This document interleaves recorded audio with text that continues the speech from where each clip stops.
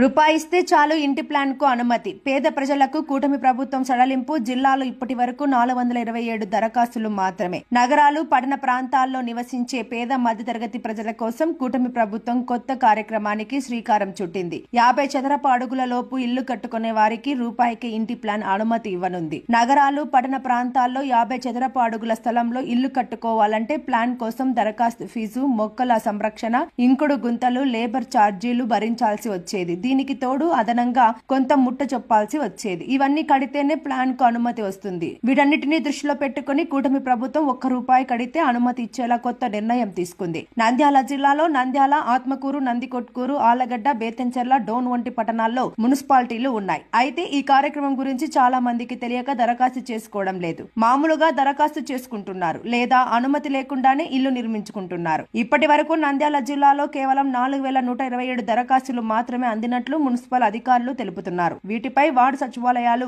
గ్రామ సచివాలయాల సిబ్బంది ప్రజలకు అవగాహన కలిగిస్తే దరఖాస్తులు పెరిగే అవకాశం ఉందని నిపుణులు చెబుతున్నారు.